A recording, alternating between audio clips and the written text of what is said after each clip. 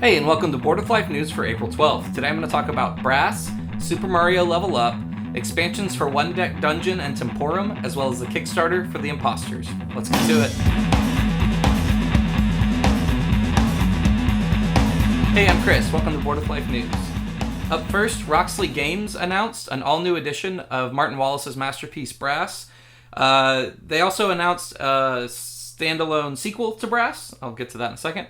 First up is Brass Lancashire, which this is the kind of redone, revamped version of the classic game Brass that came out in, I think, 2007. It has all new art, quite obviously. It's very nice art compared to the kind of lackluster art on the original Brass. It has some rules tweaks, it has new components, all that kind of stuff, but generally it seems like this is just like a really nice version of Brass. So that's very exciting because I love Brass, and it was kind of sad. Like a year ago, there was some legal stuff on people getting mad saying other people owned it and whatnot. Anyways, I'm glad that it seems like it found a good home that's really kind of pulling out all the stops for it. We also are getting Brass Birmingham, where this isn't expansion or anything. This is a new game that is like a spiritual successor to Brass. Obviously, cover art, well, I don't know, obviously. I think the cover art is amazingly good. I'm really excited to see board games kind of taking this leap of faith into like kind of weirder, more interesting art styles, and not necessarily style, but just composition. This is going to build on kind of all the classic mechanics, but add some new ones. I'm not going to go all the way into them because, you know, it's just me spouting mechanics to you, but it's going to have a few new twists, a few new strategies to try out, stuff like that. I'm very excited about this. Brass is a really, really good game. I think it's Donald's favorite game, in fact. So, all good news there. USAopoly announced Super Mario Level Up, and it doesn't look very good. Shocker. Not only, the weird thing about this is, like, I don't even really see how this is much of a game, but it looks nothing like what my experience of playing Super Mario is like 2D or 3D. It's a thing where you're like going up levels, which isn't a thing in the game. And I guess there are levels in the game, but certainly not like the stair step to the castle that this is.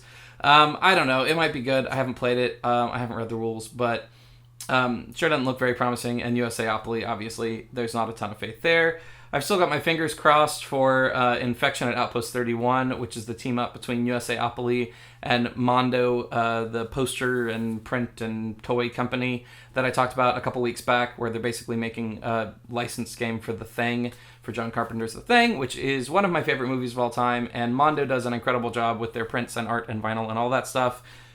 Still don't have a huge amount of faith, because it's like, they didn't say like, and this is the person designing it, so that's usually not great news, but we'll see. Osmati Games announced One Deck Dungeon Forest of Shadows, which is a standalone expansion for One Deck Dungeon. This is going to include new heroes, new dungeon, new perils, new foes, as well as introduce poison and event perils. So One Deck Dungeon came out last year, and I guess did okay. It did certainly well enough to get a standalone expansion, so this will be a good jumping in point if you've never played the game, or a good add-on if you really like the base game. Rio Grande Games announced Temporum Alternate Realities. Temporum was a game that came out in, I think, 2014 by Donald X. Vaccarino, the designer of Dominion.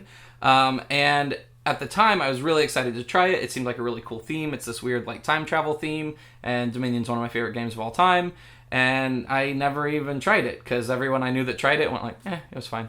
And then there wasn't a lot of buzz about it, and then it just kind of disappeared off my radar entirely. So it's getting its first expansion, so clearly it sold well enough for them to support it in that way, even though it's been 3 years, which is a little bit of time between game and expansion. This expansion is going to add all sorts of different realities, from Atlantis to zombies, 48 new zones, and 60 new player cards. Maybe I'll try it now. Maybe this will be the thing I need to try it, and hopefully it's good and I just missed out on it. This week's Kickstarter is for the Imposters. This is an indie RPG anthology that is 7 different RPGs by 7 different creators, all based around kind of like conspiracies and paranoia and stuff like that. It has everything from like a solo LARP that you play by yourself using YouTube, to an RPG set at the funeral of a federal agent who hunted werewolves. So it's got a lot of breadth, and that sounds awesome to me. This is the kind of games I want to support. This is the kind of stuff I want to see people doing that are really pushing the bounds of like what a game is, what a game can be, examining weird topics, maybe not, just weird stuff, and really pushing the boundaries of games. And that's happening a lot more in the indie RPG space than it is in the board game space, simply because indie RPGs are a lot cheaper to manufacture than board games are.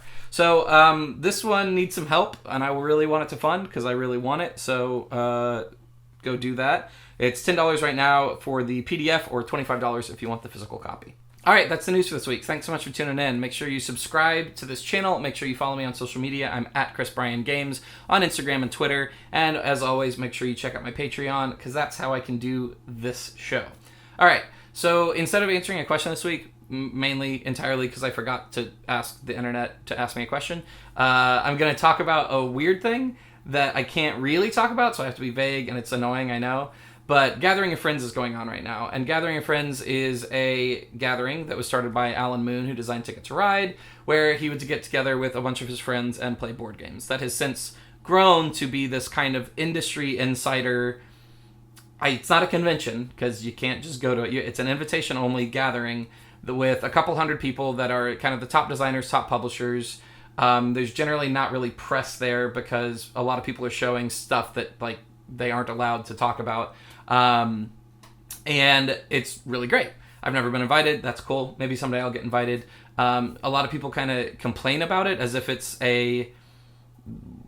not fair that everybody should be able to go, but it's not a convention. It's a gathering of friends.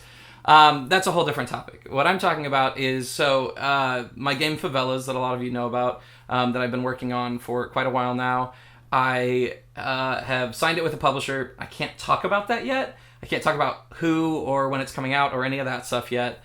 But that publisher is showing it at Gathering of Friends to people to do playtests, to kind of show what they have coming up in the next year. So I've been getting, like, on Twitter and stuff, like, information's coming out, which is weird because I can't, like, really talk about it officially, even though other people are saying, like, who the publisher is and when it's coming out.